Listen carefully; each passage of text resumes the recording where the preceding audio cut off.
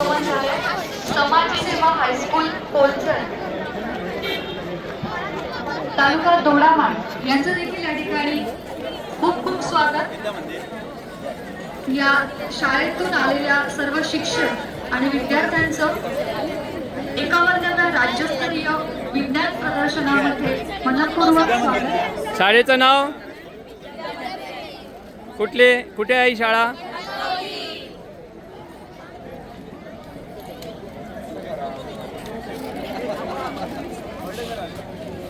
तुमचं शाळेचं नाव? हे शाळा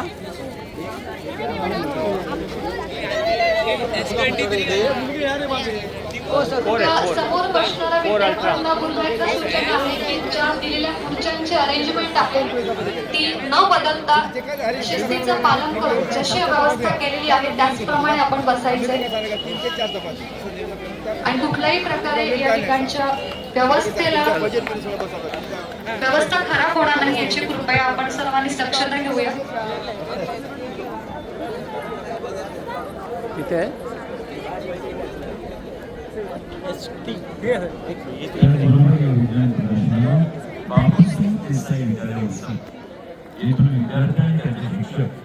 उपस्थित झालेले आहेत। 51व्या राज्यस्तरीय विज्ञान प्रदर्शनामध्ये बापूसाहेब देसाई विद्यालय भुसार तालुका दोडामाळ येथील विद्यार्थ्यांचं आणि शिक्षकांचं मनपूर्वक स्वागत।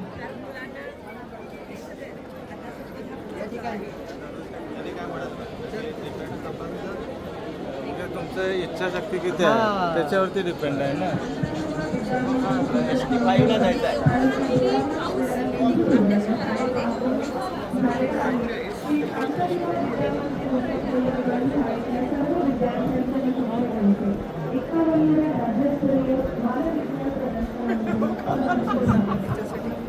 ते सगळे म्हणत होते ना।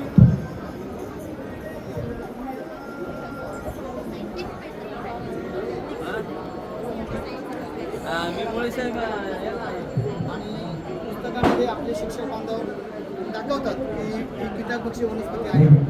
Sir thank you.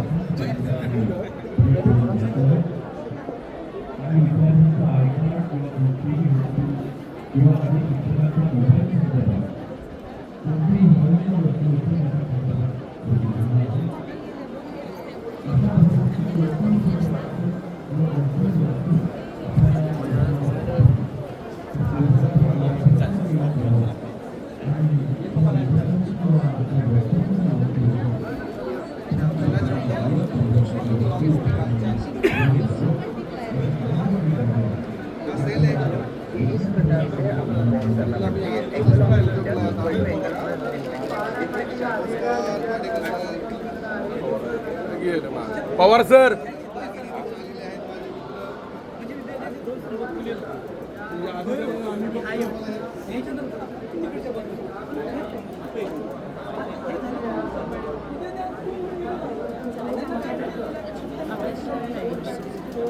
तर या ठिकाणी आपण 51व्या राज्यस्तरीय विज्ञान प्रदर्शनामध्ये आहोत। या प्रदर्शनीमध्ये मी वाशिम जिल्ह्यातून या ठिकाणी आलो। माझे मित्र आदरणीय लाडगावकर सर यांच्या माध्यमातून आज या ठिकाणी अतिशय उत्कृष्ट अशी व्यवस्था आम्हाला मिळाली। या प्रदर्शनामध्ये माझा विषय आहे शैक्षणिक साहित्य निर्मिती। विज्ञान विषय हा तसा तर एक क्लिष्ट विषय आहे आणि तो क्लिष्ट विषय सोपा करणं हे सगळ्यात पहिलं कर्तव्य शिक्षकांचं असतं आणि तो विषय सोपा करण्यासाठी माध्यमिक स्तरावर मी शैक्षणिक साहित्य निर्मिती हा प्रकल्प हाती घेतला। या अनुषंगानं शैक्षणिक साहित्य निर्माण करायचं, परंतु त्याच्यासाठी लागणारा जो खर्च आहे तो मिनिमम असला पाहिजे। कमीत कमी खर्च किंवा वेस्ट मटेरियलपासून हे सगळं साहित्य आपल्याला तयार करायचं आणि या साहित्याच्या माध्यमातून विज्ञान विषय हा मुलांना अतिशय मनोरंजक आणि तितकाच सोपा करून घ्यायचा। यासाठी सरांचं वारंवार मार्गदर्शन असते आणि महाराष्ट्रातील जे खरोखरच विज्ञान शिक्षकाला न्याय देणारे शिक्षक आहेत हे सगळे शिक्षक प्रामाणिकपणे या विषयासाठी प्रयत्न करतात आणि एकमेकांना सहकार्य करतात। ते प्रयत्न त्यांच्यापुरते किंवा त्यांच्या शाळेपुरते मर्यादित नाहीत तर ते पूर्ण महाराष्ट्रासाठी त्यांनी करून ठेवलेत आणि त्याचाच फायदा आज की महाराष्ट्रामध्ये शैक्षणिक साहित्य निर्मितीसाठी एक वेगळी क्रांती निर्माण झाली। या 10 वर्षामध्ये विज्ञान विषय हा अतिशय सुंदर प्रकारे शिकवला जातो।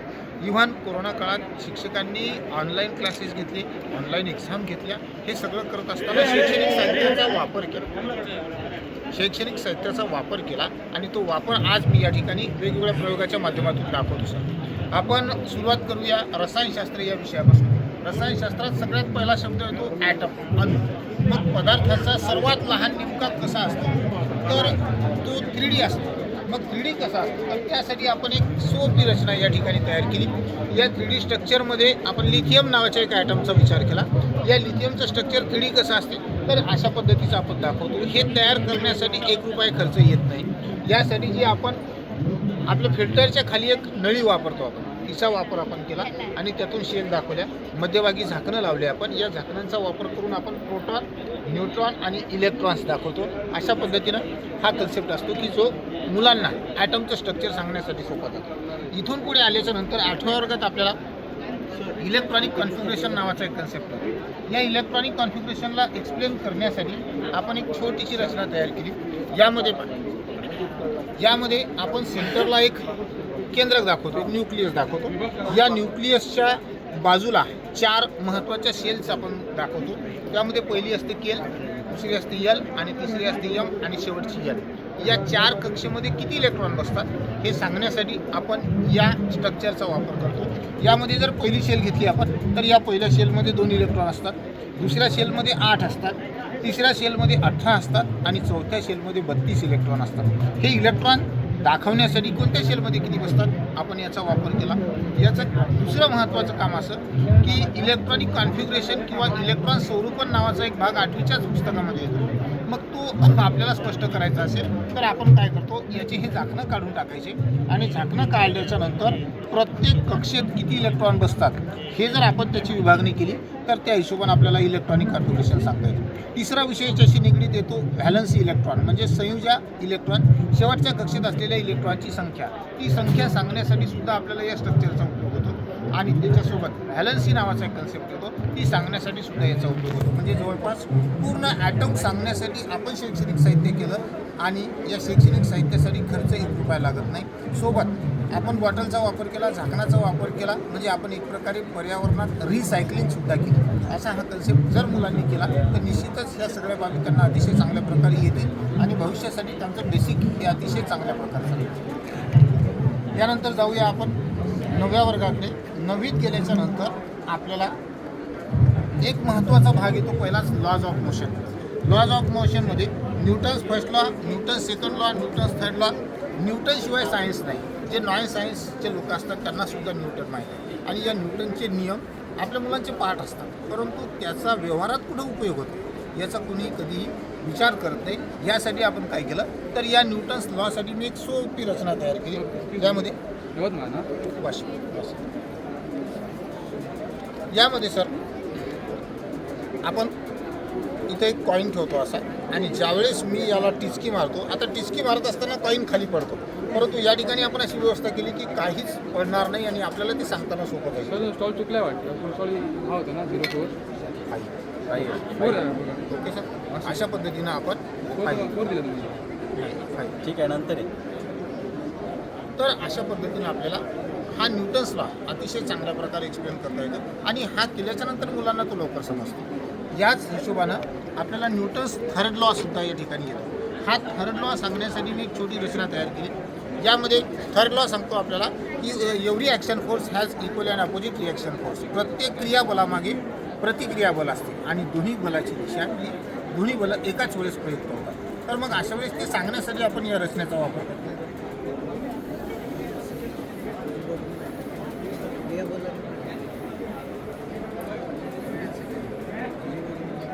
यामध्ये काय झालं सर तर या नळीच्या या टोकातून हवा बाहेर येते आणि या टोकातून बाहेर येते. मग ही हवा बाहेर येत असताना दोन्ही हवा बाहेर येण्याच्या ज्या दिशा आहेत त्या एकमेकाला विरुद्ध आहेत. त्या विरुद्ध असल्यामुळं काय झालं तर या ठिकाणी बल प्रयुक्त होते पण ती विरुद्ध दिशेने होती आणि त्याच्यामुळं ते फिरते पाहिजे.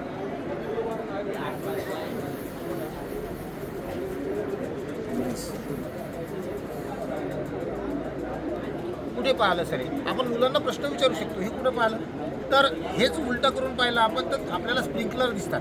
शेतात जे स्प्रिंकलर चालतात ते स्प्रिंकलर न्यूटन्सच्या लॉवर चालतात आणि तो लॉ मुलं जोडतात की नाही. अशाच पद्धतीने आम्ही स्प्रिंकलर हे फिरताना पाहिले आणि म्हणून न्यूटन्सला चांगल्या प्रकारे या ठिकाणी आपल्याला एक्सप्लेन करता येतो. त्यानंतर आपण 9वीच्याच बुकमध्ये आपल्याला एक कन्सेप्ट येतो ज्याचा साऊंडच्या संदर्भात विषय असतो. तो साऊंड ध्वनी सांगत असताना 4 महत्त्वाच्या डेफिनेशन्स येतात. त्यामध्ये कॉम्प्रेशन, रेअरफॅक्शन, वेव्हलेंथ आणि फ्रिक्वेन्सी या 4 महत्त्वाच्या गोष्टी आपण सांगतो. या 4 सांगत असताना एक छोटीशी पाईप घेतला मी. बेसिनच्या खाली प्रत्येकाच्या घरी हा पाईप आपण वापरतो. या 4 गोष्टी आपल्याला इथून स्पष्ट करता येतात. कशा करायच्या तर त्यामध्ये याला आपण अशा पद्धतीनं डिव्हाइड करतो आणि तर बघा इथे आपल्याला काय करायचं तर 4 महत्त्वाच्या गोष्टी सांगायच्या. विज्ञानाच्या 4 महत्त्वाच्या डेफिनेशन्स एका छोट्याशा पाईपनं आपण एक्सप्लेन करणार आहोत. यामध्ये सर पहिला शब्द येतो कॉम्प्रेशन. कॉम्प्रेशन म्हणजे काय तर जेव्हा माध्यमाचे कण एकमेकाच्या जवळ असतात, when the particles of medium are closer than normal condition then they are called as compression. म्हणजे या ठिकाणी माध्यमाचे जे कण आहेत ते एकमेकाच्या जवळ जर असतील तर आपण कॉम्प्रेशन सांगतो. या ठिकाणी आपल्याला कॉम्प्रेशन दिसेल. इथे तुम्हाला गॅप दिसतो म्हणजे काय झालं रेअरफॅक्शन झालं, ज्याला आपण रेअर विरलन असं म्हणतो. हे रेअरफॅक्शन, कॉम्प्रेशन, रेअरफॅक्शन. इथं कॉम्प्रेशन, रेअरफॅक्शन, कॉम्प्रेशन, रेअरफॅक्शन 2 महत्त्वाच्या कन्सेप्ट या ठिकाणी क्लिअर झाल्या. तिसरा शब्द येतो आपल्याकडे सर वेव्हलेंथ. वेव्हलेंथ म्हणजे काय तर 2 लगतच्या कॉम्प्रेशनमध्ये किंवा रेअरफॅक्शनमध्ये जे अंतर असतं त्याला म्हणतो आपण wavelength. Distance between 2 successive compression or rarefaction called wavelength. मग आता 2 लगतच्या कॉम्प्रेशन असतील किंवा 2 लगतच्या रेअरफॅक्शन असतील यांच्यामधलं अंतर वेव्हलेंथ. बरोबर आहे. मग या ठिकाणी आपल्याला सांगायचं की या 2 कॉम्प्रेशनमधलं अंतर म्हणजे काय वेव्हलेंथ. या 2 रेअरफॅक्शनमधलं अंतर काय वेव्हलेंथ. बरोबर आहे. तर ह्या वेव्हलेंथ सांगण्यासाठी आपल्याला याचा उपयोग झाला. 3 डेफिनेशन महत्त्वाचे सांगितले आपण. चौथी गोष्ट आहे ती फ्रिक्वेन्सी. फ्रिक्वेन्सी ज्याला आपण वारंवारिता म्हणतो ती सांगण्यासाठी सुद्धा याचा उपयोग होतो. आता फ्रिक्वेन्सीचा अर्थ काय तर एक कॉम्प्रेशन आणि एक रेअरफॅक्शन जेव्हा कंप्लीट होते, एका सेकंदात एक कॉम्प्रेशन किंवा एक रेअरफॅक्शन जेव्हा कंप्लीट होते त्याला म्हणतो आपण फ्रिक्वेन्सी. बरोबर. मग ती फ्रिक्वेन्सी सांगण्यासाठी या ठिकाणी एक कॉम्प्रेशन आलं, एक रेअरफॅक्शन आलं, एक फ्रिक्वेन्सी कंप्लीट झाली. नाहीतर मुलांचं फ्रिक्वेन्सीमध्ये खूप कन्फ्युजन होते. परंतु या ठिकाणी आपल्याला एक कॉम्प्रेशन, एक रेअरफॅक्शन, फ्रिक्वेन्सी कंप्लीट झाली. या ठिकाणी एक कॉम्प्रेशन, एक रेअरफॅक्शन, फ्रिक्वेन्सी कंप्लीट झाली. अशा पद्धतीने आपण 4 महत्त्वाच्या गोष्टी एक्सप्लेन केल्या. त्यामध्ये कॉम्प्रेशन, दुसरी रेअरफॅक्शन, तिसरी वेव्हलेंथ आणि चौथी फ्रिक्वेन्सी. त्यानंतर आपल्याला सर 8वीच्याच बुकमध्ये एक जलतरंग नावाचा प्रयोग केलेला आहे. त्याच्यात काय केलं तर 7 वाट्या अशा लावलेल्या आहेत, त्याच्यात पाणी भरलेलं आहे आणि त्याचा आवाज वेगवेगळा येतो. हा प्रयोग मी पाहिलेल्या शाळापैकी कोणीच करून दाखवत नाही. कारण त्या वाट्या 7 आणायच्या, त्याच्यात पाणी भरायचं, त्याला वाजवायचं, याच्यासाठी खूप वेळ लागतो आणि ते करण्याचा कोणी प्रयत्न करत नाही. आणि म्हणून मी काय केलं तर हे खेळणं आपल्याला यात्रेत मिळतं. या खेळण्याला फक्त तुम्ही वाजवा,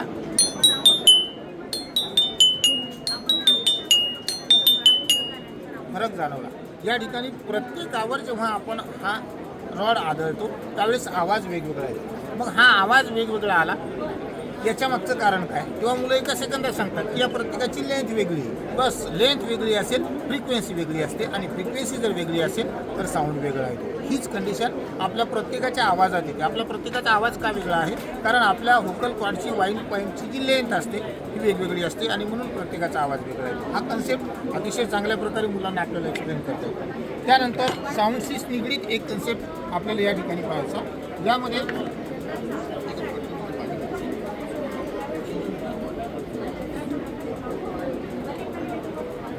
पाणी एक कोणाकडे बा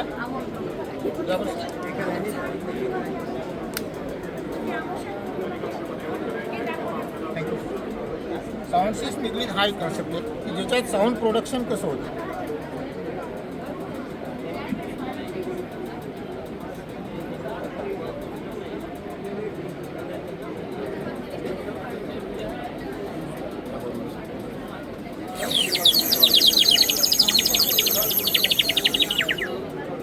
अगदी चिमणीसारखा आवाज येतो याचा. तर या ठिकाणी काय झालं साऊंड प्रोडक्शनसाठी आपण याचा वापर केला. साऊंड प्रोडक्शन नेमकं कसं होते तर आपण हवा फुकल्याच्या नंतर हवा जेव्हा पाण्यावर आदळते तेव्हा आवाज निर्माण होतो. हे सांगण्यासाठी आपल्याला याचा उपयोग करायचा. त्यानंतर आपल्याला लाईटकडे जायचं, प्रकाश. आता प्रकाश हा विषय की आपल्याला सांगतात प्रकाश हा नेहमी एका सरळ रेषेत प्रवास करतो. याचे असंख्य उदाहरणं सुद्धा मुलांना माहीत असतात, पण मग ते प्रॅक्टिकली कसं दाखवायचं तर ते दाखवण्यासाठी मी काय केलं या 3 शिड्या घेतल्या आणि या 3 शिडीमधून जेव्हा आपण प्रकाश टाकू त्यावेळेस आपल्याला क्लिअर सांगता येते. बघा सर या ठिकाणी प्रकाश हा सरळ रेषेत प्रवास करतो. एक सोपा प्रयोग, ज्या प्रयोगाच्या माध्यमातून प्रकाश हा नेहमी सरळ रेषेत प्रवास करतो हे आपण चांगल्या प्रकारे सांगतो. पहा इथे दिसते की प्रकाश हा नेहमी सरळ रेषेत प्रवास करतो. सर मधातली सीडी थोडीशी वर घ्या. मधातली सीडी. बघा सर, आता या ठिकाणी आपल्या समोरच्या हातावर प्रकाश दिसत नाही. कारण काय? कारण तो प्रकाश कुठेतरी अडवला गेला, तो सरळ रेषेत गेला नाही. एक सोप्या प्रयोगाच्या माध्यमातून आपल्याला हे सांगता येईल. पुढे आपण जेव्हा नवीतच येतो त्यावेळेस रेजिस्टर्स इन सिरीज आणि रेजिस्टर्स इन पॅरलल ह्या दोन महत्त्वाच्या कॉम्बिनेशन्स आहेत. रेजिस्टर्स इन सिरीज आणि पॅरललमध्ये खूप वेळा कन्फ्युजन होतं. त्यासाठी आपल्याला काय करायचं, तर आपण सर हे 3 लाईट्स सिरीजमध्ये लावलेले आहेत. आपल्या घरची जी लायटिंग असते ती सिरीजमध्ये लावलेली असते. ती लायटिंग सिरीजमध्ये लावल्याच्या नंतर त्याचा एक दोष असा असतो की या प्रत्येकामधून जाणारा इलेक्ट्रिक करंट हा एकाच प्रकारचा असतो, एकच असतो. हा लाईट बंद पडला किंवा हा रेजिस्टन्स बंद पडला तर पुढचं सगळं सर्किट बंद पडतं. बरोबर आहे? अशी अरेंजमेंट आहे, त्याला म्हणतो आपण सिरीज. याच्या उलट आपण लावतो पॅरलल. आता या दोघांमध्ये काय फरक आहे हेही सांगू शकतो आपण. सिरीजमध्ये जर कनेक्शन जोडलं आपण तर काय झालं, पॅरललमध्ये जोडल्याच्या नंतर काय झालं. पॅरललमध्ये जोडलेले लाईट हे स्पष्टपणे लागतात, प्रखर लागतात आणि म्हणून आपल्या घरची जी इलेक्ट्रिसिटी असते ती पॅरलल पद्धतीने जोडते. हा कन्सेप्ट मुलांना जेव्हा कळेल तेव्हा इलेक्ट्रिसिटी चांगल्या प्रकारे कळते. तर हे दोन्ही विषय. त्यानंतर आपण नवीन ग्राफाईटच्या बद्दल पाहतो की ग्राफाईट हा इलेक्ट्रिसिटीसाठी गुड कंडक्टर असतो. मग इलेक्ट्रिसिटीसाठी गुड कंडक्टर आहे हे आपल्याला एक्सप्लेन करायचं, तर कसं करायचं त्यासाठी काय केलं आपण, इथे आपण एक पेन्सिल घेतली. या पेन्सिलला 2 पिना लावल्या, याला क्रोकोडाईल पिन्स असं म्हणतात. तर ह्या 2 पिना आपण लावल्या. या लावल्याच्या नंतर जेव्हा मी बटन ऑन करतो तेव्हा काहीतरी बदल दिसतो सगळ्यांना. हा लाईट लागला. हा लाईट का लागला, कारण या ठिकाणी सर्किट कंप्लीट झालं आणि सर्किट कंप्लीट झाल्यामुळं हा लाईट लागतो. याचा निष्कर्ष असा की या ठिकाणी graphite is good conductor of electricity. मग आता बॅड कंडक्टरचं एक्झाम्पल सांगायचं. हा फक्त मी काय केलं तर हा चिमटा इथं लावला, आता हा बॅड कंडक्टर झाला. कारण काय, हे वरचं जे आवरण आहे ते लाकडाचे आणि ते आवरण बॅड कंडक्टर असते. गुड कंडक्टर बॅड कंडक्टर चांगल्या प्रकारे सांगता येते. त्यानंतर आपण जेव्हा 10वीत जातो त्यावेळेस इलेक्ट्रोमॅग्नेटिझम हा एक मोठा कन्सेप्ट आहे. त्यामध्ये इलेक्ट्रिक मोटर, त्याच्यानंतर एक सोलेनॉइडचा कन्सेप्ट. मग तो सोलेनॉइड आपल्याला एक्सप्लेन करायचा. तर त्यासाठी काय केलं आपण, इथे बघा या सोलेनॉइडसाठी एक पुस्तकावर आपण हा एक पाईप लावलेला आहे. या पाईपावर तांब्याच्या तारीचे 250 ते 300 वेटोळे दिले. त्याच्यानंतर खालच्या साईडने एक बॅटरी लावली. आता ज्यावेळेस मी ही की ऑन करतो त्यावेळेस एक चांगला रिझल्ट आपल्याला या ठिकाणी मिळतो.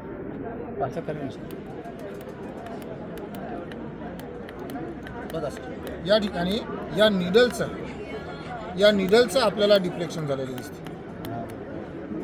दिसते झालं डिफ्लेक्शन. हे डिफ्लेक्शन का झालं बघा सर, 2 नंबरला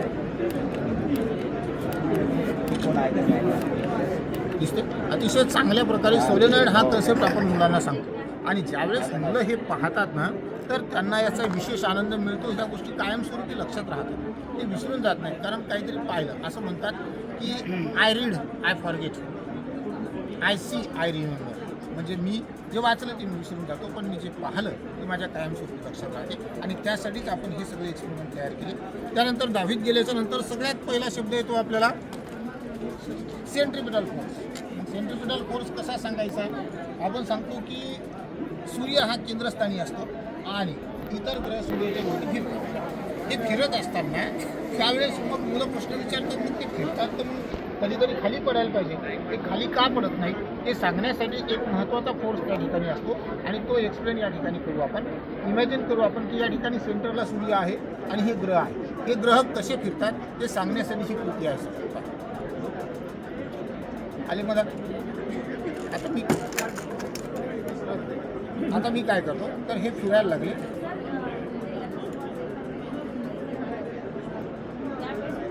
आले मला आता सोडून दिले, आता खाली. आता मग हे मधात केव्हा येतात हा आपला महत्त्वाचा प्रश्न. मधात केव्हा आले आणि खाली केव्हा गेले. खाली केव्हा गेले जेव्हा आपण फिरणं थांबवलं तेव्हा, आणि मधात केव्हा आले जोपर्यंत फिरणं चालू आहे तोपर्यंतच ते मधात राहतात. अशाच प्रकारे आपली पृथ्वी जोपर्यंत फिरत आहे तोपर्यंत ती त्या ठिकाणी राहील, नंतर खाली पडेल. आता या पृथ्वीचा या सेंटरच्या दिशेनं एक फोर्स अप्लाय झाला आणि त्याला म्हणतो आपण सेंट्रिपिटल फोर्स. हा फोर्स या ठिकाणी आपण अतिशय चांगल्या प्रकारे मुलांना सांगू शकतो आणि त्यांना कळतं. नाहीतर डेफिनेशन नुसती पाठ केली मॅडम तर काही फायदा होत नाही. तर अशा हिशोबानं हा सेंट्रिपिटल फोर्स इथं आपण वापरला आणि याचा वापर करून आपल्याला सूर्य याच्यासोबत फिरणारे सगळे ग्रह कोणत्या पद्धतीनं फिरतात ते एक्सप्लेन करण्यासाठी याचा फायदा होतो. त्यानंतर त्याला लागूनच केपलर्स लॉ आलेले. केपलर्स लॉमध्ये इलेक्ट्रिकल शिप असतो असं सांगतात. एक इलेक्ट्रिकल शिप असते. म्हणजे इलेक्ट्रिकल कसा असतो तर या पद्धतीचा हा शिप आहे ज्याला आपण इलेक्ट्रिकल म्हणतो. केपलरचे 3 लॉ आहेत. ते 3 लॉ एक्सप्लेन करण्यासाठी याचा वापर करतो आणि हे तयार करण्यासाठी एक रिंग वापरली आपण. हे लोकर सगळ्यांनाच मिळते. एक सन दाखवण्यासाठी बॉल आणि हा छोटा बॉल प्लॅनेट दाखवण्यासाठी. हे सगळे ग्रह त्याचं फिरणं कसं चालते या सगळ्या गोष्टी आपल्याला इथं कळतात सर केपलर लॉच्या माध्यमातून. त्यानंतर आपण जेव्हा लाईटच्या संदर्भातल्या 10वीतले टॉपिक शिकवतो त्यामध्ये एक टॉपिक येतो सेंट्रिपिटल फोर्सचा. हा सेंट्रिपिटल फोर्सचा झाला. त्याच्यानंतर सेंट्रिफ्युगल फोर्स येतो. हा सेंट्रिफ्युगल फोर्स कुठं मिळतो तर सेंट्रिपिटल आणि सेंट्रिफ्युगलमध्ये काय फरक आहे तेच कळत नाही. ज्यावेळेस आपण याला फिरवतो त्यावेळेस आपल्याला काहीतरी बदल जाणवतो का. इथं हे जे प्राणी आहेत ते सगळे बाहेरच्या दिशेने पळायला लागले. या प्राण्यांवर जो फोर्स अप्लाय होतो त्याला म्हणायचं सेंट्रिपिटल फोर्स आणि हे सगळे सेंटरच्या दिशेनं फिरत आहेत म्हणून तो सेंट्रिपिटल. हा सेंट्रिपिटल आणि हे प्राणी बाहेरच्या दिशेनं जे फेकल्या चालले त्याला म्हणायचं सेंट्रिफ्युगल फोर्स. असे दोन्ही फोर्स चांगल्या प्रकारे एक्सप्लेन करण्यासाठी आपल्याला याचा वापर करतो आणि हे तुमच्याच भागात मिळते.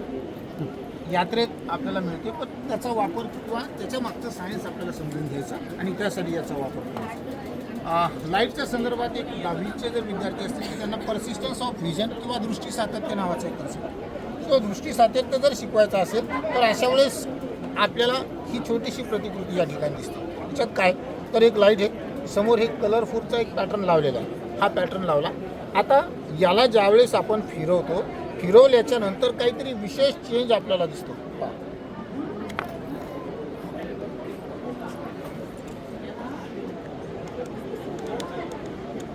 बघा आता इथे आपल्याला एक स्पेशल प्रकारचा पॅटर्न दिसला. हा पॅटर्न आहे का मुळात नाही. तो पॅटर्न नाही परंतु या ठिकाणी आपल्याला तो दिसला. का दिसला त्याच्या मागचं कारण हे दृष्टी सातत्य. आपल्या रेटिनावर किंवा आपल्या डोळ्याच्या पडद्यावर ज्या इमेजेस तयार होतात त्या 1/17 सेकंदापर्यंत कायम राहत असतात आणि त्याच्या आत जर समजा इमेज बदलली गेली तर अशा पद्धतीचे पॅटर्न आपल्याला दिसतात. ते समजण्यासाठी या छोट्याशा साहित्याचा वापर आपण करू शकतो. त्याच्यानंतर आपण जाणार आहोत महत्त्वाच्या एका टॉपिककडे की ज्याच्यात लाईट 2 मिरर एकमेकाला पॅरलल लावलेले दिसतात. एकमेकाला आपण समांतर लावले. समांतर लावल्याच्या नंतर त्याच्या इन्फायनाईट इमेजेस आपल्याला दिसतात. जेव्हा आपण याला अशा पद्धतीनं पाहू तर याच्या इन्फायनाईट किंवा असंख्य प्रतिमा आपल्याला दिसतात. हा एक प्रयोग झाला. दुसरा एक प्रयोग असा सांगता येईल आपल्याला की आपण जेव्हा बार्बर शॉपमध्ये जातो वारकाच्या दुकानात जातो त्यावेळेस आपला चेहरा आपल्याला मागच्या आरशात सुद्धा दिसतो आणि पुढच्या आरशात सुद्धा दिसतो. का दिसते तर त्या ठिकाणी एक सोपा कन्सेप्ट आहे रिफ्लेक्शन ऑफ रिफ्लेक्टेड लाईट्स. प्रकाशाचं काय झालं पुन्हा पुन्हा परावर्तन झालं आणि त्यामुळे दिसते. असे 2 प्रयोग इथं आपल्याला सांगता येत आहे. त्यानंतर आपण जातो मिररकडे. कधी कधी काय होते तर मिरर किती प्रकारचे असतात हेच माहीत नाही आपल्याला. दुसरी गोष्ट मिरर सांगायचे तर आता मिरर नसतात मग कसे सांगायचे ते सांगण्यासाठी आपण याचा वापर केला असतो. यामध्ये काय केलं एका डब्याला फक्त एक पॉलिथिनची कॅरीबॅग लावली. ही कॅरीबॅग लावली. हा जो पृष्ठभाग दिसतो आपण याला म्हणू आपण प्लेन मिरर सपाट आरसा. याला म्हणू आपण सपाट आरसा. ओके. आता बघा या ठिकाणी झाला कॉन्व्हेक्स मिरर बरोबर आहे बहिर्वक्र आरसा आणि हा शेप पहा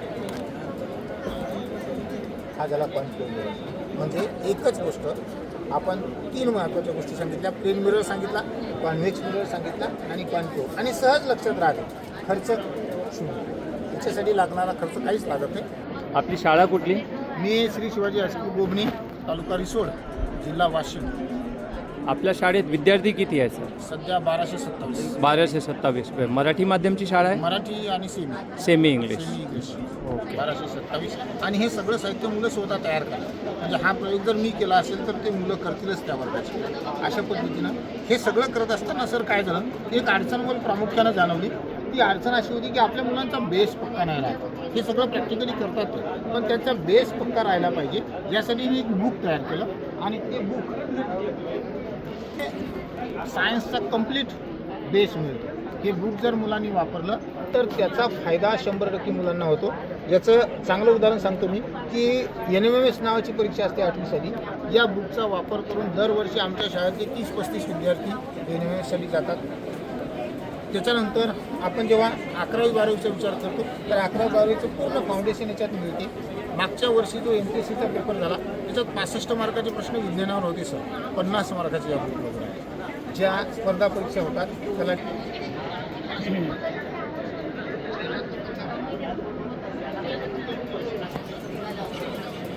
सरांचं एक वैशिष्ट्य सांगायचं तर हे सगळं आहेच. अनेक उपक्रम दररोजच्या दररोज चाललेले असतात. आमचा राज्याचा एक विज्ञानचा ग्रुप आहे त्याच्यावरती दररोज त्यांचं आज काय बनवलं, आज मुलांनी कसं वापरलं हे ते टाकतच असतात. याचा फायदा सगळ्या जे राज्यातले जे शिक्षक आहेत त्यांना मिळतोच. त्याच्यात अनेक विशेष वैशिष्ट्य सांगायचं म्हणजे काय तर डोळा दाखवायचा आहे, किडनी दाखवायची आहे, हृदय दाखवायचं आहे, मेंदू दाखवायचा आहे, लिव्हर दाखवायचा आहे. तर त्याच्यासाठी सर बाजारातून बकऱ्याचं हृदय घेऊन येतात, बकऱ्याची किडनी घेऊन येतात, बकऱ्याचा डोळा घेऊन येतात आणि त्याचं डिसेक्शन करून प्रत्यक्ष मुलांना त्या ठिकाणी दाखवतात. म्हणजे हे आणखीन एक चांगली वैशिष्ट्य म्हणून आपल्याला त्याचा उल्लेख करता येईल. खूप चांगलं. सोबत नाही सर पुस्तक पाठवतो तुम्हाला काय हनमकर सर आहेत पालघरचे. जी.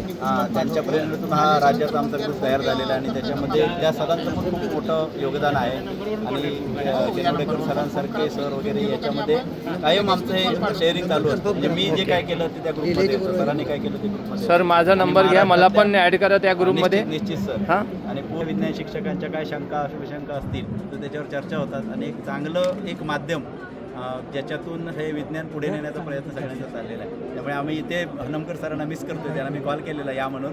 तर या माध्यमातून त्यांनाही धन्यवाद देतो हनमकर सरांना. धन्यवाद.